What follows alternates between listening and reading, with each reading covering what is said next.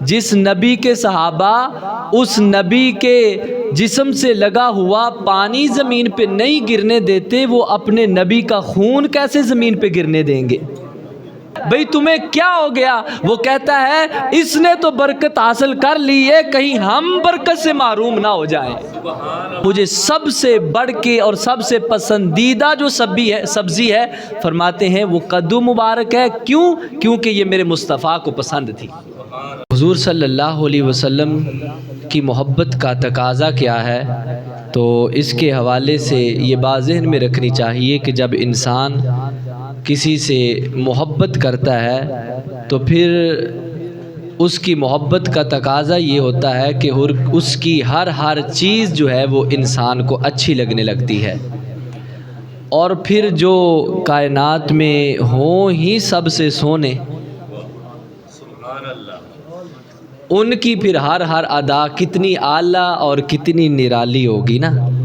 میرے آقا صلی اللہ علیہ وسلم کے ایک صحابی تھے انصاری تو ویسے ہی حضور سے بڑی محبت کرنے والے تھے نا، بڑا پیار کرنے والے تھے کہ جنہوں نے سب کچھ جو ہے وہ حضور کے لیے قربان کر دیا، اپنے گھر بھی قربان کر دیے، حتیٰ کہ جن کی 2 بیویاں تھیں انہوں نے اپنے مہاجر بھائیوں کے لیے کہا کہ جو ان دونوں میں سے تمہیں پسند ہے میں اس کو طلاق دے دیتا ہوں، اور جو ہے جب عدت گزر جائے گی تو اس سے تو نکاح کر لینا۔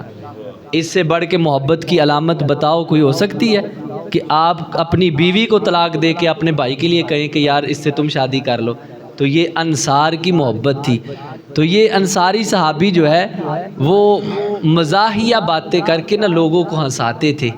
تو میرے آقا صلی اللہ علیہ وسلم بھی تشریف فرما تھے، تو حضور صلی اللہ علیہ وسلم نے ان کو کوکھ میں لکڑی ماری۔ ایسے جب لکڑی ماری نا تو اب صحابی رسول کا انداز کیا تھا؟ وہ کہنے لگے یا رسول اللہ میں نے آپ سے بدلہ لینا ہے۔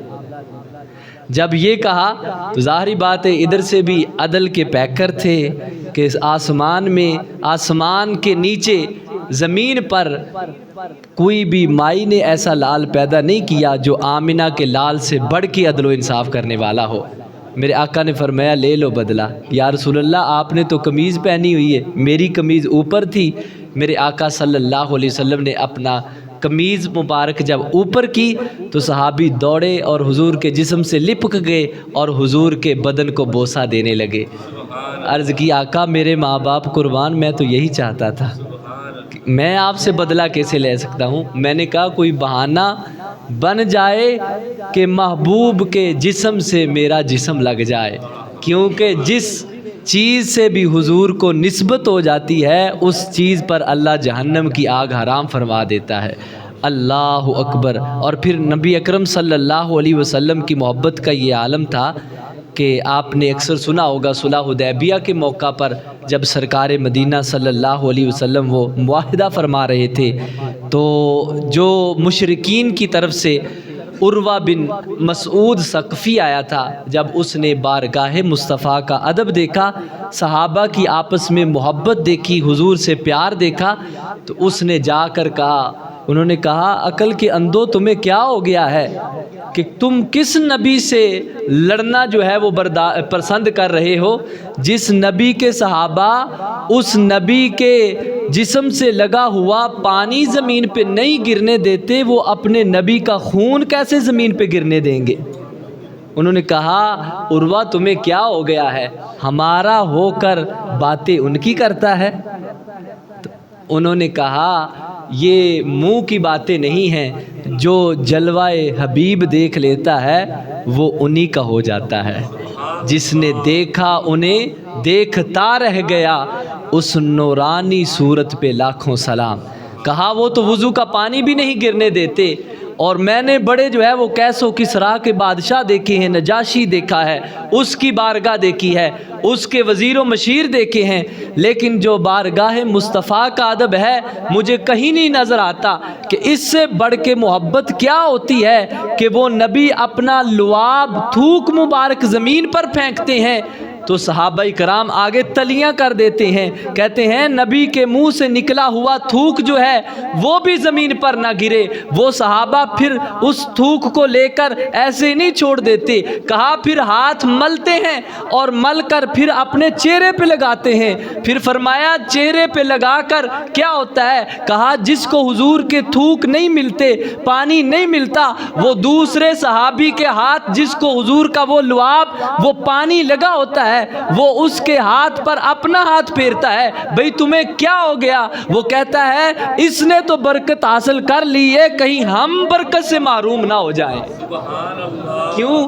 کیونکہ نبی کے لعاب میں بھی بڑی برکت ہے۔ اللہ اکبر۔ تو یہ حضور صلی اللہ علیہ وسلم کی محبت کا عالم ہے۔ اور پھر میرے آقا صلی اللہ علیہ وسلم کے صحابی عبیدہ سلیمانی آپ کہتے ہیں کہ حضور صلی اللہ علیہ وسلم کے بال مبارک جو ہے وہ حضرت انس رضی اللہ تعالیٰ عنہ کے خاندان سے مجھے میسر آئے، اور کہتے ہیں کہ ایک بال جو ہے وہ مجھے دنیا اور ما فیہا کی جتنی بھی قیمتی چیزیں ہیں ان سے بڑھ کر جو ہے میرے لیے مصطفیٰ کریم صلی اللہ علیہ وسلم کا ایک بال مبارک ہے۔ یہ محبت کا عالم تھا۔ اور پھر حضرت انس رضی اللہ تعالیٰ عنہ آپ فرماتے ہیں کہ میں آقا صلی اللہ علیہ وسلم کے ساتھ ایک دعوت پہ گیا کہ کسی درزی نے حضور صلی اللہ علیہ وسلم کے لیے کھانا بنایا اور میں بھی گیا، تو فرماتے ہیں حضور صلی اللہ علیہ وسلم کے لیے گوشت اور کدو کا سالن بنایا گیا۔ تو آپ فرماتے ہیں میں نے دیکھا کہ حضور صلی اللہ علیہ وسلم گوشت کو سائیڈ پہ کر کے آپ جو ہے وہاں پہ کدو کو اٹھا رہے ہیں اور کھا رہے ہیں۔ تو کہتے ہیں جب میں نے حضور کی اس ادا کو دیکھا اس کے بعد کہتے ہیں سبزیوں میں سے کھانوں میں سے آج مجھے سب سے بڑھ کے اور سب سے پسندیدہ جو سبزی ہے فرماتے ہیں وہ کدو مبارک ہے۔ کیوں؟ کیونکہ یہ میرے مصطفیٰ کو پسند تھی۔